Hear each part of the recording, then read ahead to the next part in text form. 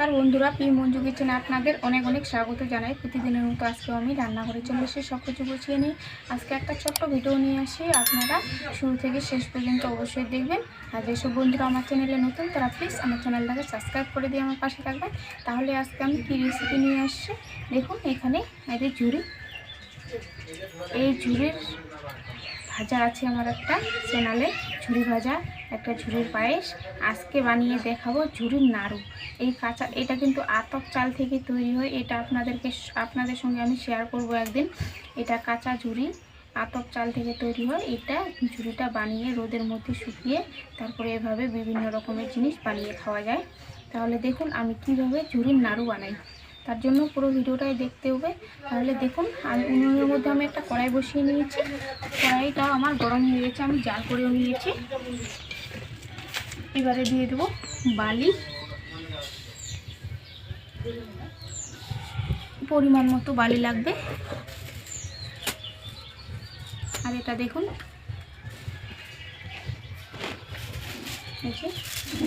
এটা কিন্তু বাঁশ থেকে তৈরি হয়, বাঁশের কুচি বলি আমরা। বালিটাকে আমি খুব গরম করে নেব। আমি ঝুড়ি ভাজাতে যে বানিয়েছি ওটা তেলের মধ্যে ভেজেছিলাম, এটা বালির মধ্যে ভাজবো। আপনারা অবশ্যই দেখবেন, আশা করা যায় খুব ভালো লাগবে। তাহলে দেখুন, বালিটা আমি গরম করে নেব। আমি এতটুক ঝুড়ি নিয়েছি, এতটুক ঝুড়ি দিয়ে কতগুলো নাড়ু হয় পুরোটাই দেখতে থাকুন। তাহলে আমার বালিটা গরম হয়ে গেছে। এবারে আমি দিয়ে দেবো ঝুড়ি।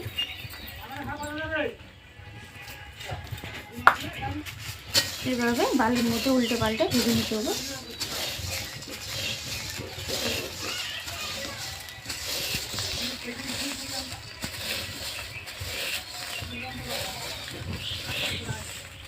ফুটছে,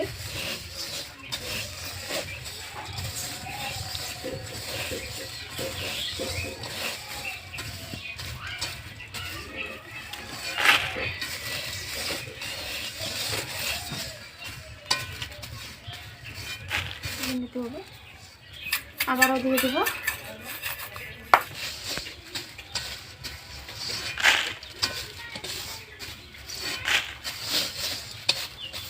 আমি ঝুড়িটা বালি থেকে পরিষ্কার করে নিয়েছি, আমার ভাজানো হয়ে গেছে। এই যে এতটুকু হয়েছে, একদম বালি থেকে পরিষ্কার করে নিয়েছি। এবারে আমি নাড়ুটা বানাবো। তার জন্য আমি কড়াইয়ে একটা উনুনে কড়াই বসিয়ে দিয়েছি। কড়াইয়ে হালকা পরিমাণ আমি জল দিয়েছি। জলের মধ্যে দিয়ে দেবো গুড়। গুড়টাকে খুব ভালো করে গলিয়ে নিতে হবে। পুরো গুড়টাই আমার গলে গেছে। এই যে পাক হচ্ছে, একদম হালকা জালে আমি গুড়টা খুব ভালোভাবে পাক করে নেব। আর একটু সময় লাগবে বানিয়ে দেবো। এভাবে ঘেটে ঘেটে পাক করে নিতে হবে। কালারটা কি সুন্দর, খেজুরের গুড়ের কালার। বন্ধুরা, গুড়টা পাক হয়েছে কিভাবে আমরা বুঝতে পারবো? তার জন্য হাতের মধ্যে একটু এরকম করে নিয়ে আদে চিটকে চিটকে ভাব হয়ে গেছে। আজ এভাবে করে বুঝতে হবে আমার গুড়টা একদম পুরোপুরিভাবে পাক হয়ে গেছে। এবারে আমি নামিয়ে নেব।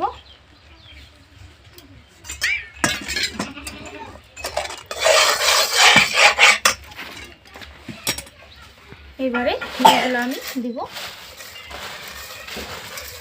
আর এইভাবে করে নাড়াতে হবে।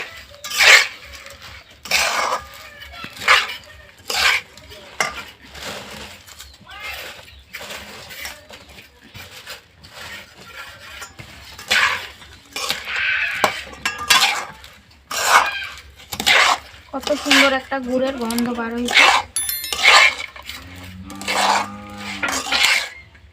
খুব ভালো করে এইভাবে মিক্স করে নিতে হবে গুড়ের সঙ্গে।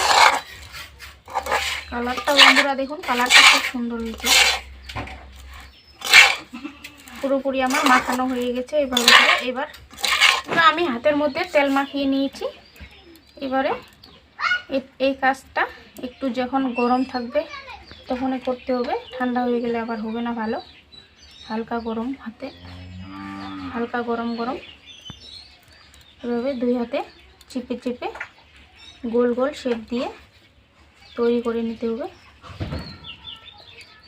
বাড়িতে বানিয়ে, আমরা তো বাজারে খাই, গুড় কম থাকে, এইভাবে বাড়িতে বানিয়ে গুড় একটু বেশি করে দিয়ে এইভাবে বানিয়ে খেতে পারবেন। এই যে আমার হয়ে গেছে গোল শেপ দেওয়ানো। খুব সুন্দর লাগে এই নাড়ুটা খেতে, আমরা নাড়ু বলি গ্রামে। এভাবে করে আমি সবগুলাই বানাবো।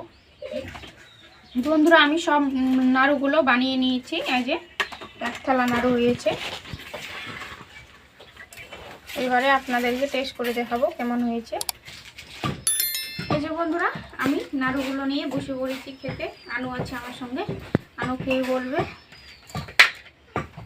একদম শক্ত হয়ে গেছে, এই যে ভেঙে যাবে না, হাত দিলেও চাপ দিলেও। খুব সুন্দর হয় খেতে এই নাড়ুটা। এই যে ভিতরে কত সুন্দর,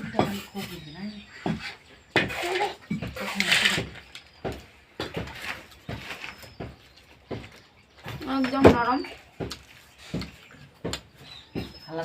মচমচে।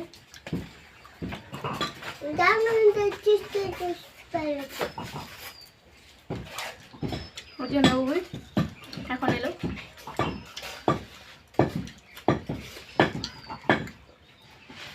খুব সুন্দর হয়েছে বন্ধুরা।